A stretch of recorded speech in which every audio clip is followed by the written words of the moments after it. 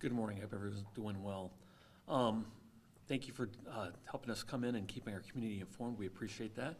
My name is Mike Richey. That's M-I-K-E R-I-C-H-E-Y, Assistant Superintendent of School Safety and Emergency Management. What we're going to talk about today is how we make the decisions, not necessarily a decision for tomorrow, which I know is on everyone's thought. But we're going to talk about how we generally make the decisions so that we can really be ready and prepared for all of the future decisions we'll have to make this year. So as any North Carolinian knows, our weather can change in an instant. It's often a joke, right? Don't like the weather in North Carolina, wait 2 hours. And that's true here in Greensboro. When our weather does change, Guilford County Schools is ready. With more than 75,000 students and staff to consider, safety is always our top priority. And we work around the clock to keep our families safe and informed. Making the call to close or delay schools is a complex process. Our team relies on several key sources, including forecasts and briefings from the National Weather Service, updates from city and county agencies such as Guilford County Emergency Management, and all of our departments of transportation throughout the county. Our on-ground assessments of roads and school areas across Guilford County also plays a part in this.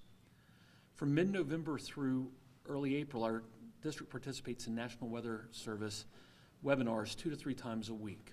These briefings help us anticipate weather conditions up to 8 days in advance.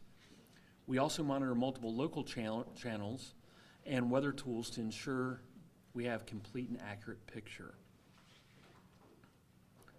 Whenever possible, we aim to make decisions the evening before any anticipated weather event.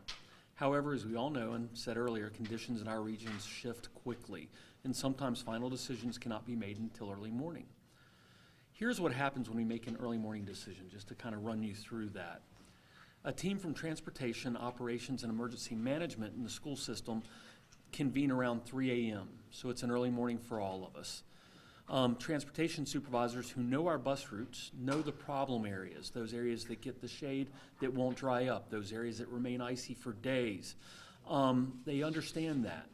And they go out and drive all of the routes between 3 a.m. and 4:30 morning to make sure they can be safely done. Because if they can't be safely done in their SUVs, we certainly don't want a bus on the road.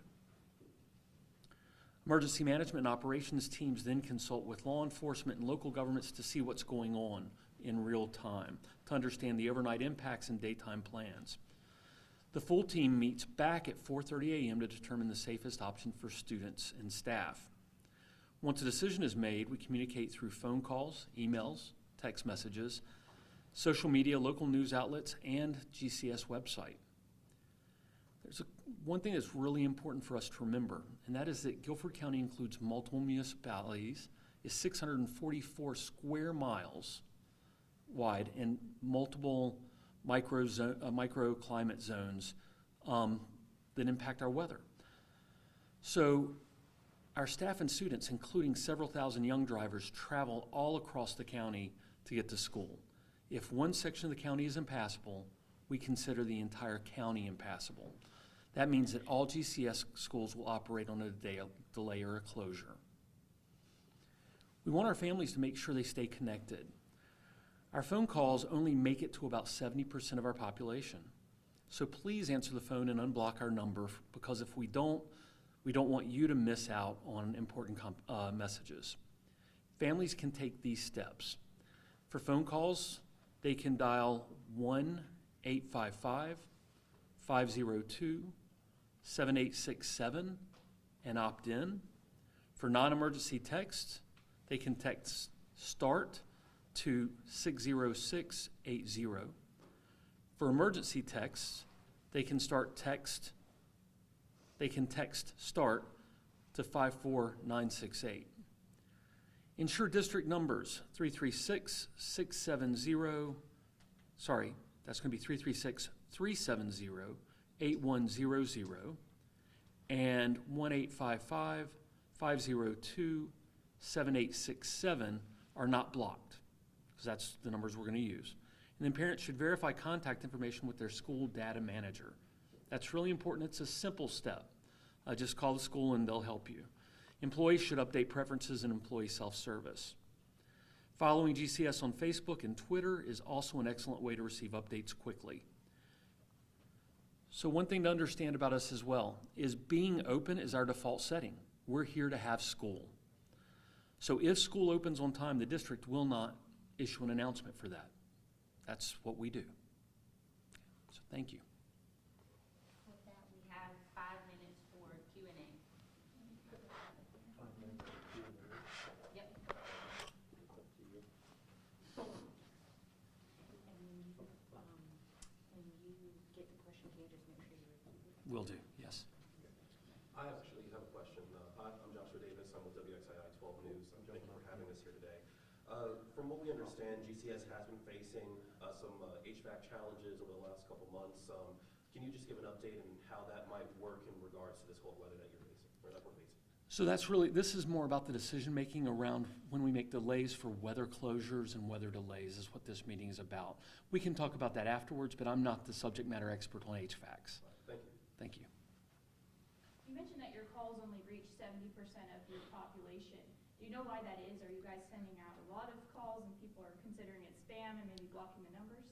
So it's all sorts of reasons. With what is it that we say that we love technology and we hate technology. So the question was, why do only 70% of our population get the phone calls?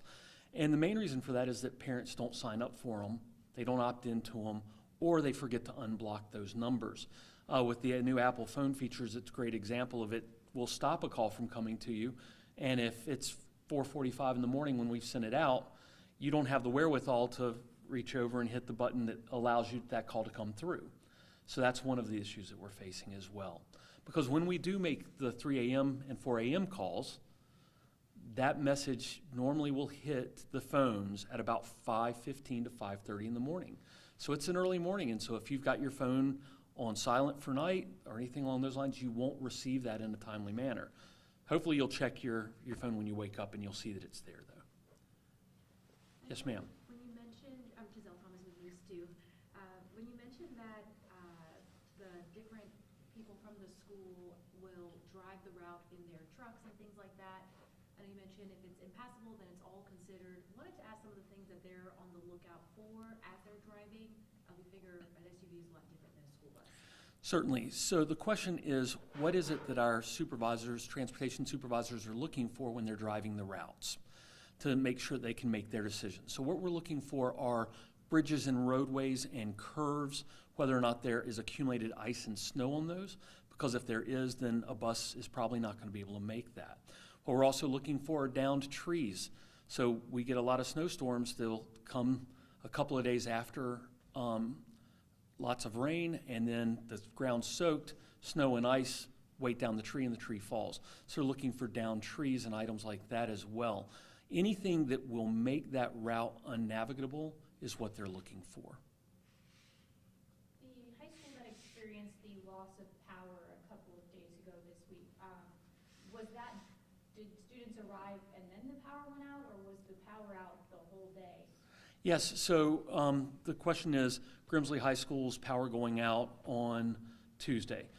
Did that happen while school was in session, or did that happen earlier?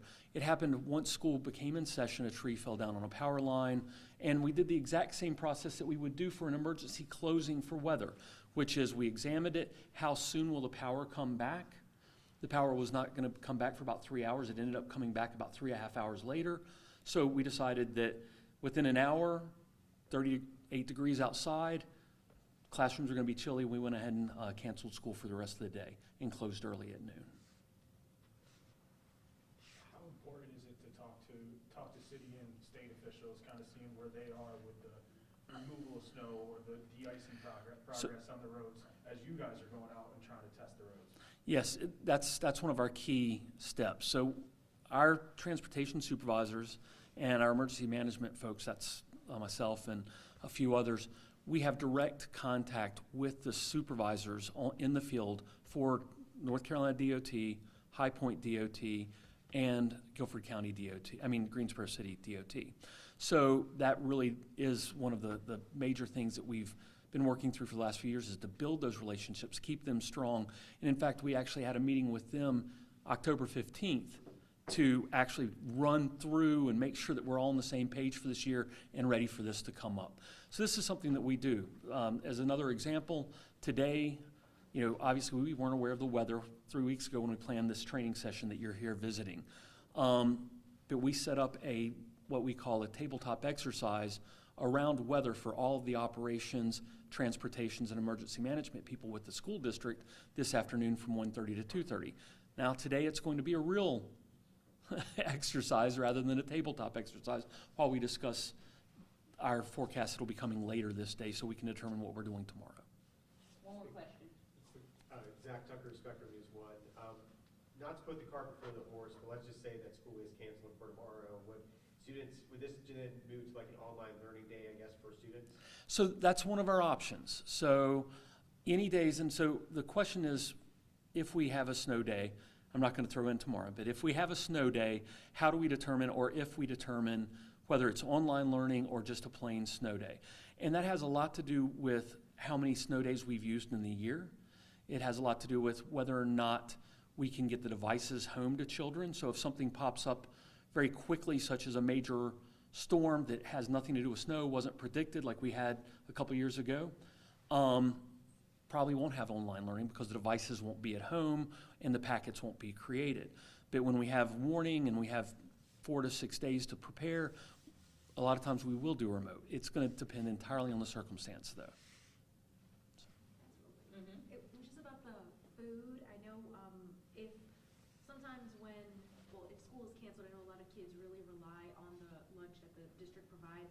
Just wondering if there's any thoughts on how that would work, just in case something like that happens. Certainly. So the question is, for children that rely on the food in our school districts for their nourishment, and it's the one place they can get that solid meal, with every closure and early release, we provide locations where food can be picked up by families. So with early release, it's very simple. We prepare cold lunches and get it to them as they're getting on the bus to make sure they have food going home, that type of thing.